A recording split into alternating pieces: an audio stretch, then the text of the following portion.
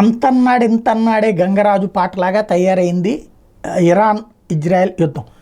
అదిగో అని చెప్పేస్తుంది. ఇరాన్ ఇంతవరకు దాడికి ముందుకు వెళ్ళలేదు. ఆ హిజ్బుల్లా వీళ్ళతోనే వాడుతోంది. తాజాగా అయితే మరొకసారి పత్రికలు హైలైట్ చేస్తున్నాయి. ఏ క్షణంలోనే ఇజ్రాయెల్ మీద ఇరాన్ దాడి చేయనుందని దాదాపు స్పష్టమవుతుంది. దీనికి సంబంధించిన సన్నాహాలు శరవేగంగా సాగిపోతున్నాయి.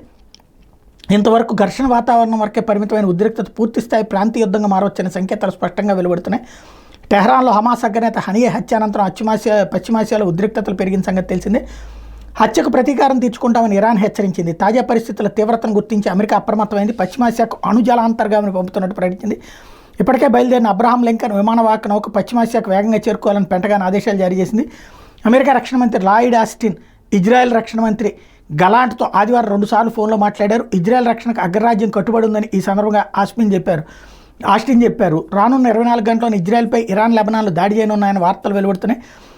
టెహ్రాన్ సంయమనం పాటించాలని ఫ్రాన్స్, జర్మనీ, బ్రిటన్ కోరాయి. అమెరికా, ఖతార్, ఈజిప్ట్ మధ్యవర్తిత్వంతో కొనసాగుతున్న కాల్పుల వివరణ ప్రతిపాదనలు సమర్థించినాయి. గాజాలో 10 నెలలుగా కొనసాగుతున్న యుద్ధానికి ముగింపు పలకాలని పిలుపునిచ్చినాయి.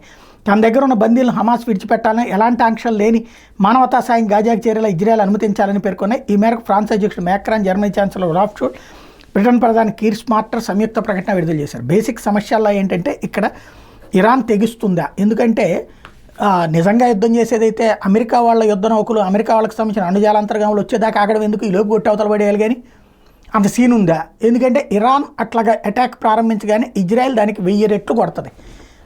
ఇజ్రాయెల్ 30% కోల్పోతే ఇరాన్ 70% నాశనం చేసి పడేస్తుంది. దొరుకుతుందా అని వెయిట్ చేస్తుంది అక్కడ ఇజ్రాయెల్.